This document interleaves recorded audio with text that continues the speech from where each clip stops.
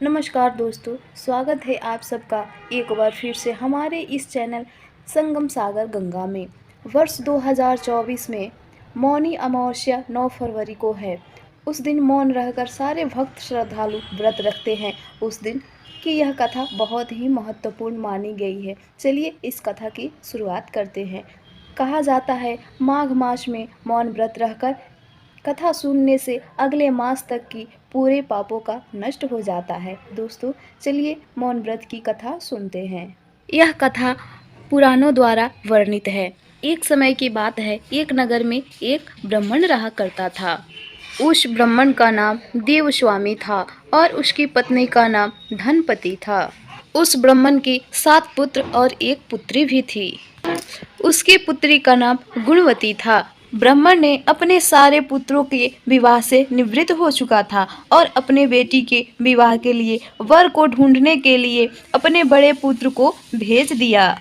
उसी दौरान ब्राह्मण की पुत्री गुणवती की कुंडली किसी पंडित ने देखी। वह पंडित ने कहा, इस बेटी की 7 फेरे होते ही यह बेटी विधवा हो जाएगी।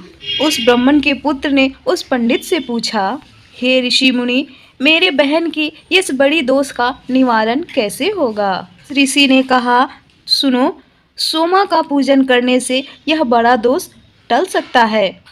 पंडित जी ने कहा, सोमा एक धोबिन का नाम है।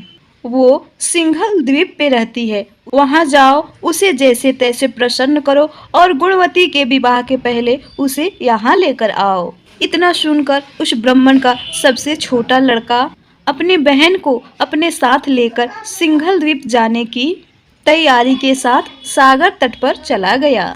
सागर पार करने की चिंता में दोनों भाई बहन एक वृक्ष की छाया में बैठे हुए हैं। उस पेड़ के ऊपर एक घोंसला बना हुआ था जिसमें एक गिद्ध का पूरे परिवार रहता था। जब दोनों भाई बहन उस पेड़ के छाया के नीचे विश्राम कर रहे थे, उस समय उस घोंसले में गिद्ध के बच्चे ही थे।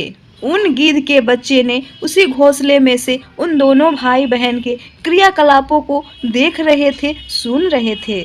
जैसे ही शाम का वक्त हुआ, उन गिद्ध के बच्चों की माँ आई। माँ ने देखा उन बच्चों ने अब तक भोजन नहीं किया हुआ है। उन बच्चों ने अपनी माँ गिद्ध से बोला, माँ, नीचे 2 प्राणी सुबह से भूखे प्यासे बैठे हुए हैं। वो दोनों प्राणी जब तक कुछ नहीं खा पी लेते तब तक हम भी कुछ नहीं खाएंगे। बच्चों की बात सुनकर माँ गिद्ध को बहुत ही दया आई। उस गिद्ध ने उन दोनों भाई बहन के पास उड़ते उड़ते आई और उनसे कहा, मैं आप दोनों की इच्छाओं को जान लिया है। इस वन में जो भी फल फूल कंद मिलेगा मैं उसे लेकर आती हूँ।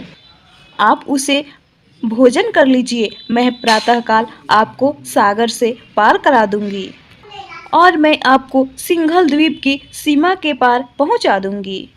और फिर वो दोनों भाई बहन माता गिद्ध की सहायता से सोमा के यहाँ जा पहुँचे और गुणवती ने सुबह उठकर सोमा का घर झाड़ कर लेप दिया करती, जिससे सोमा प्रसन्न हो जाए। एक दिन सोमा ने अपने बहुओं से पूछा, बहू, अपने घर की सारी सफाई कौन कर जाता है? इतनी सुबह कौन इसे लीपता पोतता है? सभी बहुओं ने कहा, माँ जी, ये तो हम सब मिलकर खुद ही करते हैं। हमारे सिवा बाहर से आकर इस काम को कोई कर भी सकता है भला? परंतु सोमा को बहुओं के बातों पर विश्वास नहीं हुआ। सोमा ने एक दिन इस रहस्य को जानने की कोशिश की। वह इसे जानने के लिए पूरी रात जगी रही और घर की सफाई होते हुए उसने अपने आंखों से प्रत्यक्ष रूप से देख लिया। उसके बाद सोमा ने उन दोनों भाई बहन को रोका और उससे पूछा। भाई ने उसकी बहन की विधवा होने की सारी बात सोमा को बताई। सोमा ने उन भाई बहनों की श्रम साधना और सेवा से प्रसन्न होकर सही समय पर उनके घर पहुंचने का वचन दिया और कन्या का वैभव दोष का निवारण करने का आश्वासन भी दिया। मगर ऋषि मुनि के कहे द्वारा भाई ने सोमा को अपने साथ चलने का आग्रह किया। दोनों भाई बहन के आग्रह करने पर सोमा ने उसके साथ चलने को तैयार हो गई। चलते समय सोमा ने अपने बहुओं से कहा, अगर मेरी न रहने पर किसी का देहांत हो जाए तो उसके शरीर को नष्ट मत करना, मेरा इंतजार करना। उसके बाद सोमा उन दोनों भाई बहन के साथ कांचीपुर पहुंच गई। अगले दिन गुणवती के विवाह का पूरी तैयारियां होने लगी। 7 फेरे सप्तपदी होते होते उसके पति का देहांत हो गया। सोमा ने तुरंत अपने संचित पुण्यों का फल गुणवती को दे दिया और ऐसा करते ही गुणवती का पति तुरंत जीवित हो उठ गया। सोमा उन दोनों को आशीर्वाद देकर पुनः अपने घर वापस लौट गई। सोमा अपने घर पहुंची तो उसने देखा उधर गुणवती को अपने पूरे संचित पुण्यों का फल देने से सोमा के पुत्र, दामाद और उसके पति की मृत्यु हो गई।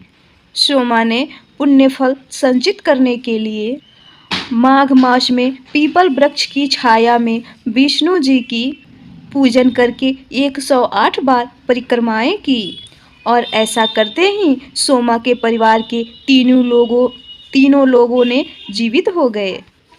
इसलिए कहते हैं, निष्काम भाव से सेवा करने का फल बहुत मीठा होता है। इस व्रत का यही लक्ष्य है। तो ये थी दोस्तों मौनी अमावस्या व्रत की कथा। यह कथा आपको कैसे लगी कमेंट बॉक्स में ज़रूर लिखिएगा और साथ ही ऐसे पर्व त्योहार से जुड़ी कथा सुनने के लिए हमारे चैनल संगम सागर गंगा को सब्सक्राइब जरूर करें। धन्यवाद।